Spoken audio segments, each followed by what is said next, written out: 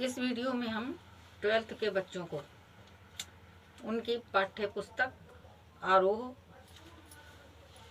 से कैमरे में बंद अपाहिज इस पाठ का हिंदी अर्थ बताने जा रहे हैं।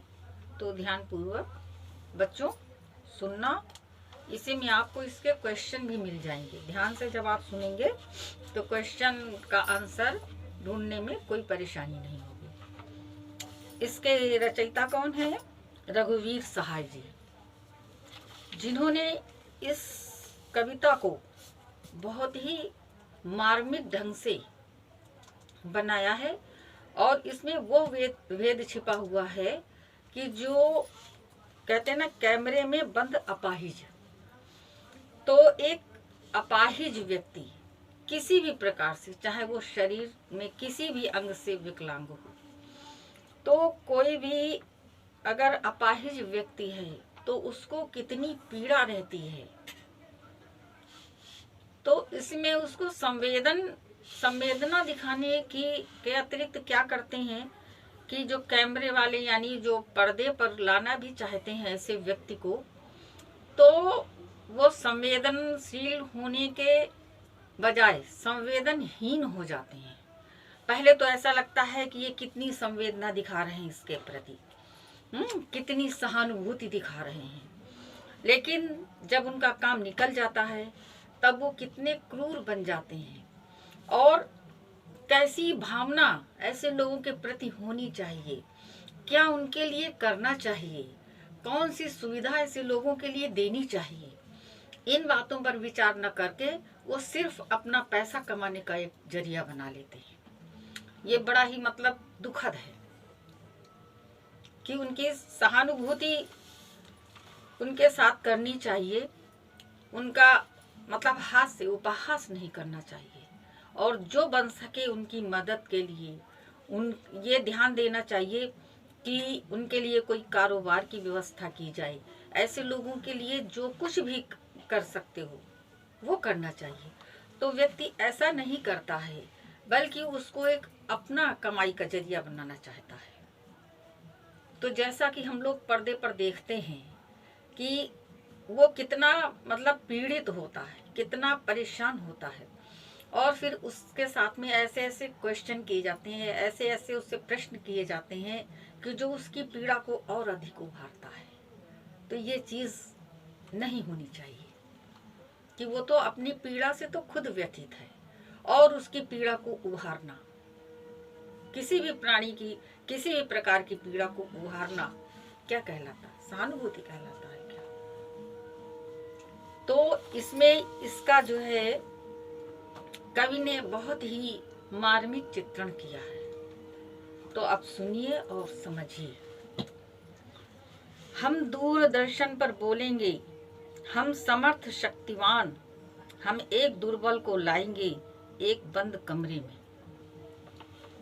कि दूरदर्शन वाले क्या करते हैं कि हम दूरदर्शन पर बोलेंगे, हम समर्थ शक्तिमान, यानी जो दूरदर्शन पर या पर्दे पर जो भी कार्य करने वाले लोग हैं वो क्या हैं? हर प्रकार से समर्थ हैं, हर प्रकार से शक्तिमान हैं। उनके पास पैसा भी होता है, उनकी शोहरत भी होती है, उनके पास सब कुछ होता है। हम एक दुर्बल को लाएंगे एक बंद कमरे में। कह रहे एक दुर्बल व्यक्ति है, कमजोर व्यक्ति है, और उसको लाकर के हम एक कमरे में बंद कर देते हैं। यानी उसको लाए, उसका कहते नहीं है कि जैसे इंटरव्यू लिया जाता है, तो उस अपाहिज को लाकर के उसको हमने कमरे में बंद कर दिया। और उससे हर बात कमरे में बंद करने का मतलब क्या हुआ कि उसको हम एकांत में बिठालते हैं, उसकी पीड़ा के बारे में उससे हम प्रश्न करते हैं कि तुम्हें कैसा अनुभव हो रहा है, कि तुमको कैसा लग रहा है, तुम किसी भी कोई आंखों से हो, पैर से हो, हाथ से हो, किसी प्रकार। तो उससे इस तरह के, क्योंकि उनको अपने पर्दे पर उस तकलीफ को उभारना होता है, उसको दिखाना होता है। तो जो वो जैसा दिखाएंगे तो वो उनको वैसे ही व्यक्ति से उनको बात करनी होती है। परंतु ये नहीं समझते हैं कि जो ये व्यक्ति अपाहिज है और उससे हम इस प्रकार के प्रश्न करेंगे तो उसकी अंतरात्मा में उसको क्या होगा, कितना कष्ट मिल रहा होगा। लेकिन इस बात पर गौर नहीं करते हैं, क्योंकि उनको तो अपना काम सिद्ध करना है। उससे पूछेंगे तो आप क्या अपाहिज हैं। देखिए वही बात आ गई कि उससे यानी अपाहिज को अपाहिज कहना ही कितना दर्दनाक है कि एक तो वो उस परेशानी से गुजर रहा है, उस वो अपनी जीवन की समझिए, उस कोई भी अगर मान लो हाथ नहीं है तो वो उस कष्ट को लेकर के अपनी जिंदगी को वो ढो रहा है, किस प्रकार से ढो रहा है। और उससे फिर ये हम क्वेश्चन करते हैं कि आप अपाहिज हो, तो कितना बुरा लगता है। तो आप क्यों अपाहिज हैं? आपका अपाहिजपन तो दुख देता होगा, देता है। कैमरा दिखाओ इसे बड़ा बड़ा। अब ये देखिए उसको लाए और उससे ये प्रश्न किए जा रहे हैं कि आप अपाहिज जन्म से हो या कोई दुर्घटना से हो गए हो, और आपको कैसा लगता है। तो बताइए, ये वो अपने मुंह से बताएगा उसको कैसा लगता है। ये तो हमारी सोचने की बात है।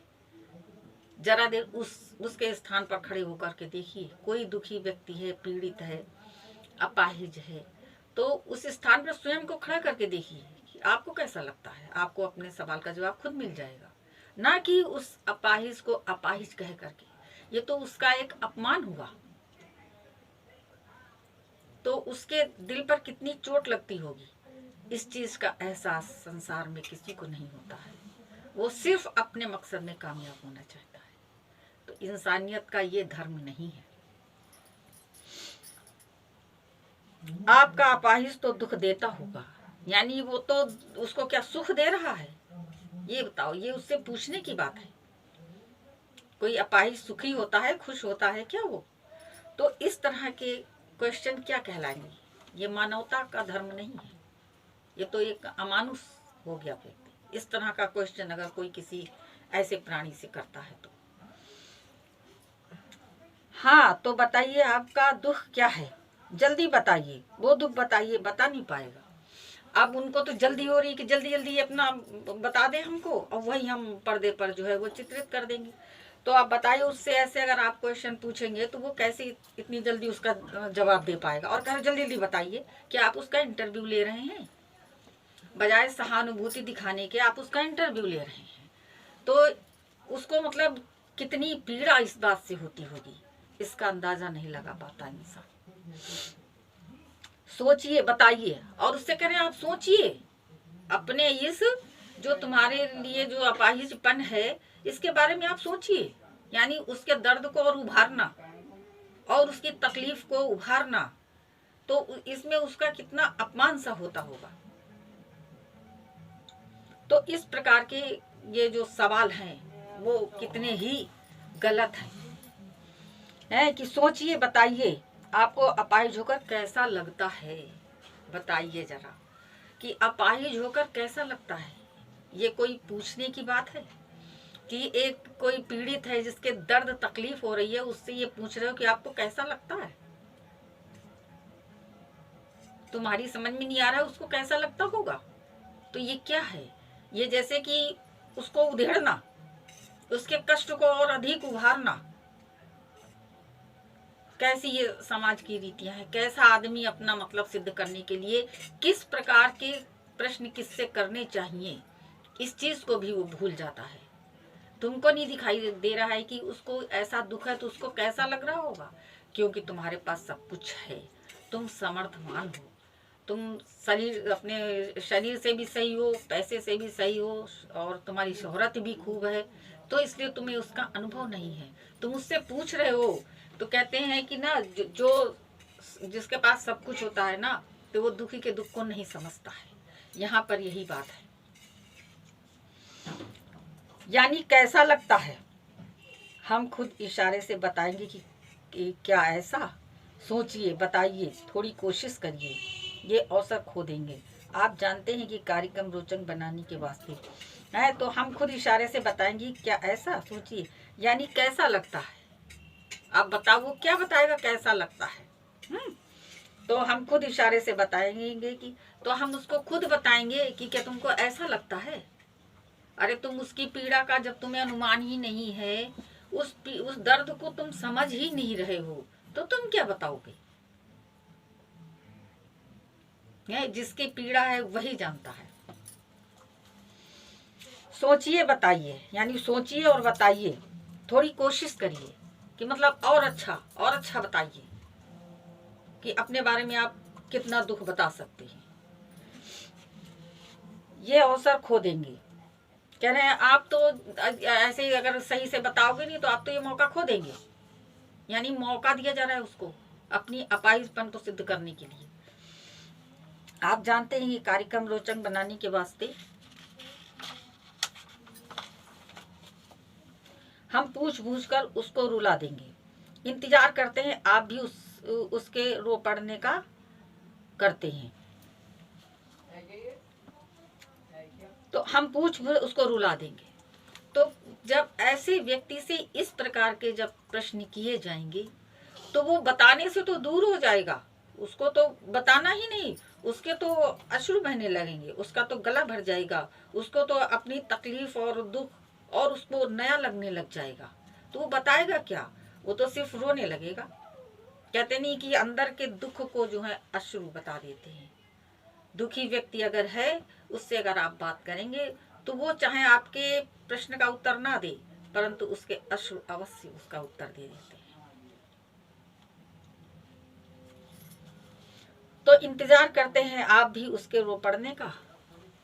तो कहने क्या आप उसका ये इंतजार करते हैं कि ये वास्तव में अपने दुख को जो वो भुलाए हुए है, किसी प्रकार से अपना जीवन व्यतीत कर रहा है, अपनी जिंदगी से लड़ रहा है, तो उसके दुख को तुम नया करके क्या ये चाहते हो कि वो रोता ही रहे, अपने दुख को भूले ना वो? तो इसका तो यही तात्पर्य हुआ कि आप उसको दुख को कुदेर रहे हैं, उसके दुख को उसे जो है एहसास करा रहे हैं, और जिसकी पीड़ा से वो कुछ बोल तो नहीं पाता है परंतु वो रोने लगता है।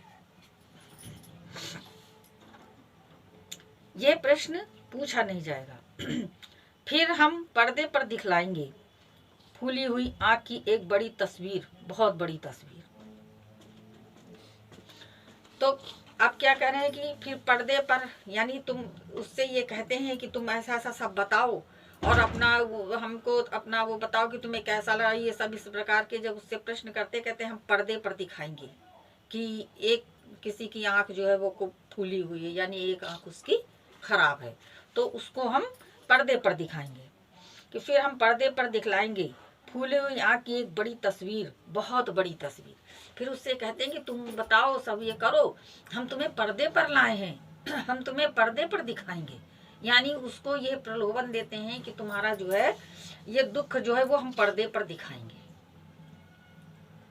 यानी वो एक देखने की कोई चीज बन गया क्या? वो क्या उसके अंदर कोई मतलब ऐसी कला है कि जिसको आप पर्दे पर दिखाएंगे, उसके दुख को आप पर्दे पर दिखाएंगे?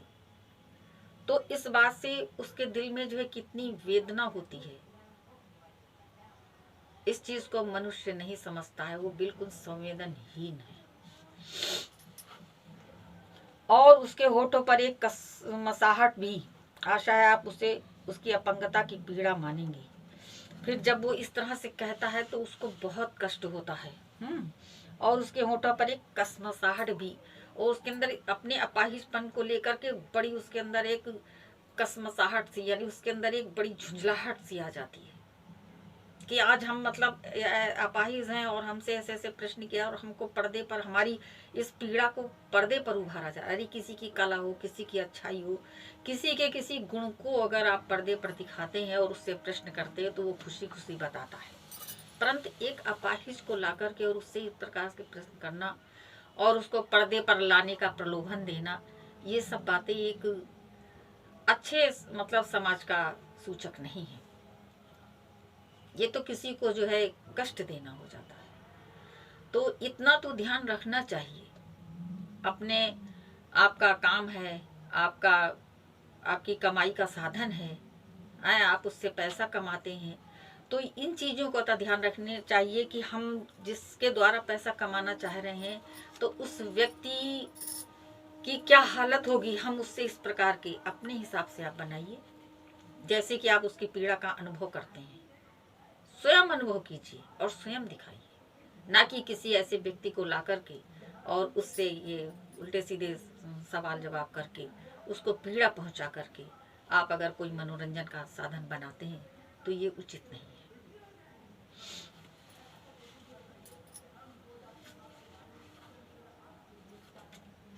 आशा है आप उसे उसकी अपंगता की पीड़ा मानेंगे। अब ये देखिए कि जब वो इस तरह से करता है तो खुद समझ लो कि इसको कितनी पीड़ा है, इसकी अपंगता का इसको कितना कष्ट है। इतना तो अनुभव अपने अंदर भी होना चाहिए। एक और कोशिश, दर्शक धीरज रखिए, देखिए हमें दोनों एक संग रुलाने हैं। एक और कोशिश। अब जब वो नहीं बता पाता है, कुछ नहीं बोल पाता है, उसके अंदर इतनी पीड़ा भर जाती है कि उसके शब्द नहीं निकलते हैं, बल्कि वो अपने आप में महसूस करके रह जाता है कि आज भगवान ने हमें ऐसा क्यों बनाया है। तो कह रहे हैं कि एक और कोशिश। तो जब वो नहीं बोल पाता है तो कैमरे के सामने वो कट हो जाता है। तब वो कह रहे हैं फिर एक बार कोशिश, यानी हम फिर एक बार कोशिश करके देखते हैं कि इसको हम फिर बुलवाते हैं। इससे जो है हम जो प्रश्न कर रहे हैं वो हम इसको फिर बोलने के लिए कि ये अपना ये बताए कि कैसा इसको हो रहा। तो एक और कोशिश, दर्शक धीरज रखिए, यानी दर्शकों से कहना है कि आप धीरज रखिए, मैं इससे एक बार और क्वेश्चन करता हूँ, इसको एक बार और बुलवाना चाहता हूँ, इसके मुंह से इसकी पीड़ा को सुनना चाहते हैं।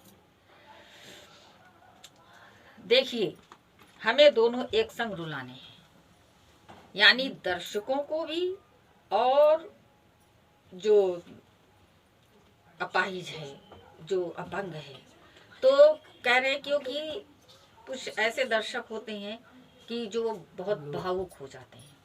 अगर वो किसी चलचित्र पे या सिनेमा में जहाँ कहीं भी हैं इस प्रकार का अगर दृश्य देखते हैं तो उनके अश्रु जो है वो स्वाभाविक बहने लग जाते हैं, क्योंकि वो उसकी पीड़ा को समझते हैं और उनके हृदय में वो पीड़ा जो है वो समा जाती है। तो इससे वो भूल जाते हैं कि हम मतलब देख रहे हैं, सिनेमा देख रहे हैं या चलचित्र देख रहे हैं। वो उसी में बिल्कुल घुल मिल जाते हैं और उसकी पीड़ा को समझ करके उनके अश्रु जो है वो रुक नहीं पाते हैं। तो कुछ लोग तो इतने सहृदय होते हैं। तो कह रहे हम दोनों एक मतलब देखने वालों को भी और उसको भी एक साथ रुलाना है, आप और हम दोनों, यानी आप भी और ये जो है और हम। कैमरा बस करो, नहीं हुआ रहने दो, पर्दे पर वक्त की कीमत है, अब मुस्कराएंगे हम, सुन लो जरा। तो अब जब वो नहीं बोल पाया वो तो बस रोने लग जाता है, वो अपनी पीड़ा को कैसे शब्दों में बयां करे। तो कैमरा कहते कैमरा कि अब बस करो, नहीं हुआ कि इसने जो है कुछ नहीं बोला तो इसका जो है इंटरव्यू नहीं हो पाया है, अब रहने दो। पर्दे पर वक्त की कीमत है, ये देखिए, यानी उस व्यक्ति की कोई कीमत नहीं है, पर्दे पर बहुत कीमत है कि अगर उस नहीं बोल पाया तो उसका टाइम खत्म हो गया। तो यानी उस व्यक्ति के जीवन की कोई कीमत नहीं है और जो इंटरव्यू ले रहे हैं पर्दे पर उनकी बहुत कीमत है। कैसी मतलब विडंबना है, कैसी सोच है, कैसे लोग हैं। अब मुस्कराएंगे हम, अब हम मुस्कराएंगे। आप देख रहे थे सामाजिक उद्देश्य से युक्त कार्यक्रम, बस थोड़ी ही कसर रह गई। धन्यवाद। आप देख रहे थे सामाजिक उद्देश्य से युक्त कार्यक्रम। तो ये क्या हुआ, ये सामाजिक उद्देश्य, ये सामाजिक उद्देश्य है। क्या समाज में इसी तरह के उद्देश्य पहुंचाने चाहिए कि एक अपाहिज है और उसका इंटरव्यू लिया, उसको कट कर दिया, उसको बिल्कुल पहले तो उसको लाए कि हम तुम्हारा इंटरव्यू लेंगे और ये करेंगे, और बाद में उसको हटा दिया, उसकी कोई कीमत नहीं रही है। अपने स्वार्थ के लिए कितना आदमी क्रूर है, कितना क्रूर बन जाता है, और उसको हटा दिया। आप देख रहे सामाजिक उद्देश्य से युक्त कार्यक्रम, बस थोड़ी ही कसर रह गई। धन्यवाद। तो कह रहे कि क्रूरता की पराकाष्ठा पार हो गई है, जब नहीं हुआ तो उसको हटा दिया। और इससे ये हम समाज को, ये हम उद्देश्य जो है हमारा ये है समाज के लिए कि ऐसे व्यक्तियों के साथ हम सहानुभूति दिखाएं, संवेदना दिखाएं, हैं उनके उनके आगे बढ़ने के लिए जो हमसे बन सके हम उनका मार्गदर्शन करें, उनके लिए कोई अच्छे अच्छे ऐसे कार्य सोचें कि जो वो कर सकते हैं। तो मतलब हमें हमारी ये इससे जो है हमारे समाज को ये शिक्षा मिलती है कि ऐसे व्यक्तियों का हम उपहास ना करें, उनको हृदय से लगाएं, उनके प्रति हम सहानुभूति प्रकट करें, उनका हर तरीके से सहयोग करें। हमको ये करना चाहिए, हमें इस तरह से उनका उपहास और उनको रुलाना नहीं चाहिए। अब आपका ये पाठ पूरा हो गया है। अगर हमारी वीडियो आपको पसंद आई हो तो वीडियो को लाइक कर दें और चैनल को सब्सक्राइब करके बेल आइकन दबा दें।